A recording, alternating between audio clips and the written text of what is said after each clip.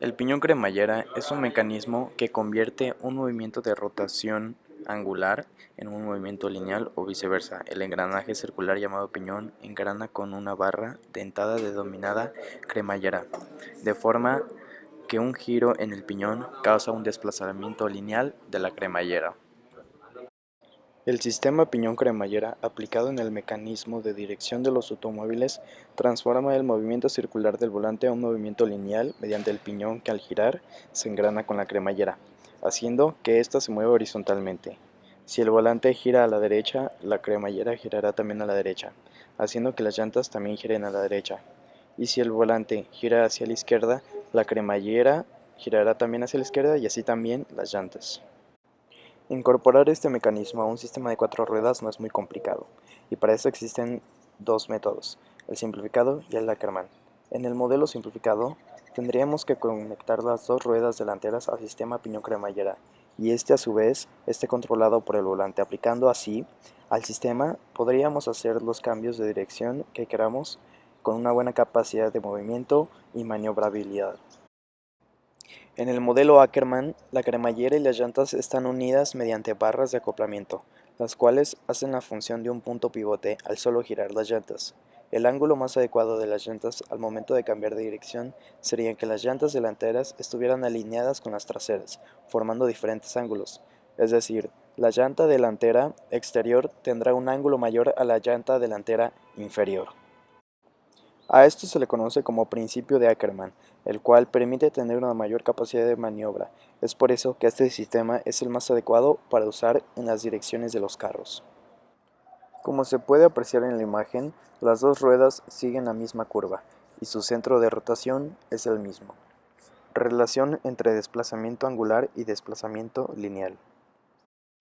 Como sabemos que el desplazamiento angular es la distancia desde la posición inicial hasta la posición final del movimiento circular de un cuerpo, la fórmula que utilizamos para el desplazamiento angular fue esta, donde θ es el desplazamiento angular, S el desplazamiento lineal y R representa el radio. De igual forma pudimos calcular el desplazamiento lineal mediante esta fórmula, donde S es el desplazamiento lineal y D es el diámetro del piñón. Relación cremallera-llantas. La fórmula que utilizamos para calcular el ángulo de giro de las llantas respecto al desplazamiento lineal de la cremallera en el sistema de Ackermann fue esta, donde X es la medida del punto pivote en el eje X, cateto C es la medida final del desplazamiento de la cremallera, R3 es la longitud de las barras de acoplamiento, θ2 es el ángulo 2 y finalmente R2 es la diferencia entre el desplazamiento total y R1 siendo la distancia del centro del piñón al final de la cremallera. Y para el método de Ackermann también sacamos las medidas de R1, R2, R3 y R4. Y para el sistema simplificado utilizamos esta fórmula, donde cateto C es el desplazamiento de la cremallera y cateto B es la distancia del brazo del sistema. Como se puede apreciar en la imagen, primero sacamos las medidas de la cremallera, el radio del piñón y del brazo. Método de Ackermann. Construimos el sistema. Medimos las distancias entre los puntos de apoyo. Para calcular el ángulo del volante escribimos los ángulos en el piñón y con la fórmula es igual a ángulo de P 180 entre pi por R sacamos el desplazamiento de la cremallera y se lo sumamos a la constante de la cremallera 9 centímetros o 90 milímetros. Para sacar el ángulo de las llantas usamos la fórmula coseno de menos 1 de x más 2 nueva menos R3 por coseno de T2 entre R3. Pusimos unos grados para empezar con el método. Lo convertimos a radianes con la fórmula grados por 2pi entre 360. Estiramos las dos fórmulas para que los valores se aproximaran. Esto se conoce como el método de Euler. Utilizamos la fórmula de arc coseno de x menos media total cremallera menos R3 coseno de ángulo 2 entre R2 para sacar los grados de la llanta. Método simplificado. Para el método simplificado, primero graduamos el piñón con la ayuda de un transportador. Después elegimos distintos ángulos al azar a los que giraría el piñón. Después convertimos los grados a radianes con la fórmula radianes es igual al ángulo por 2pi entre 360. Calculamos el radio del piñón, que fue 17.5 milímetros. Medimos nuestra constante en la cremallera, la cual es la medida del centro del piñón al final de la cremallera. Y para que esto pueda ser así, el ángulo debe de ser 0. Enseguida calculamos el desplazamiento de la cremallera con la fórmula desplazamiento es igual a ángulos del volante entre 360 entre pi por diámetro. Sumamos ese resultado más la constante para obtener la medida de la cremallera.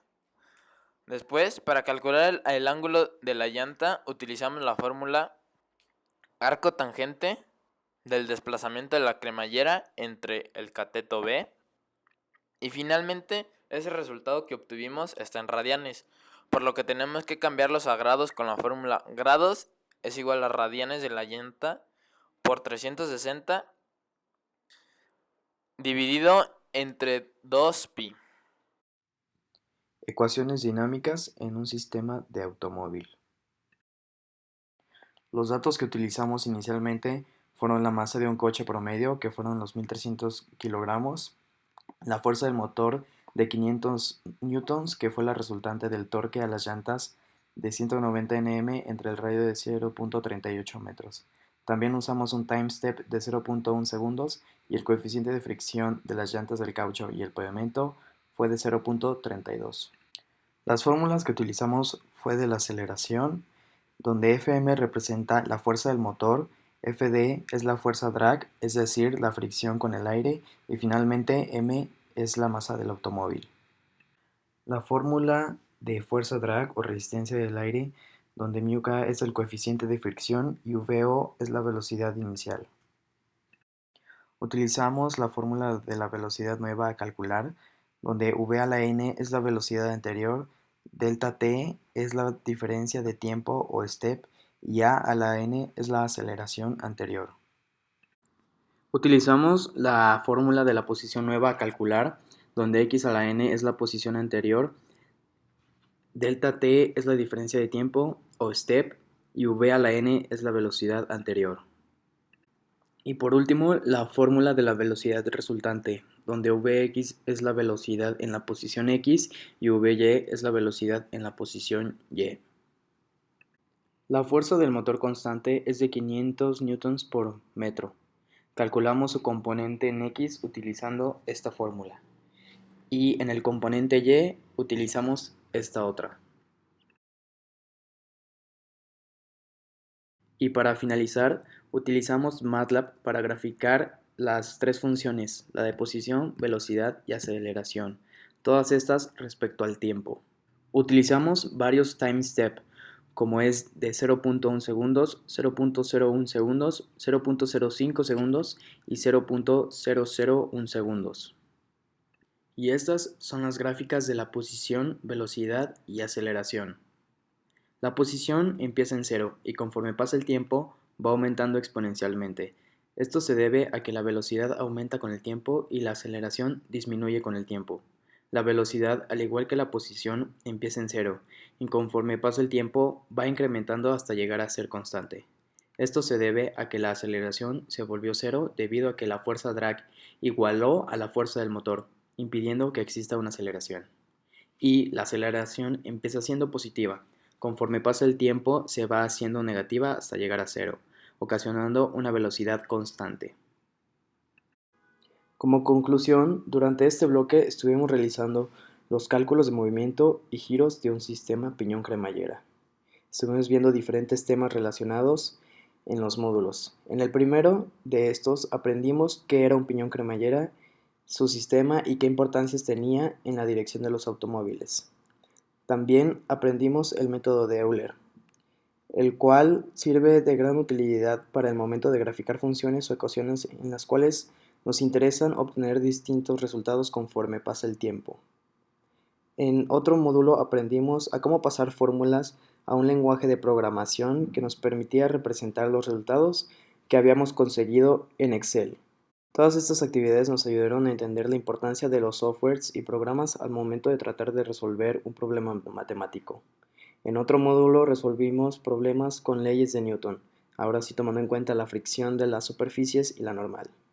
Todos estos conocimientos nos ayudaron a poder calcular cómo afecta la resistencia del viento a la aceleración del motor. Así que, en conclusión, en todos los módulos y en el reto estuvimos viendo temas relacionados, con los que estaremos estudiando más adelante en la carrera.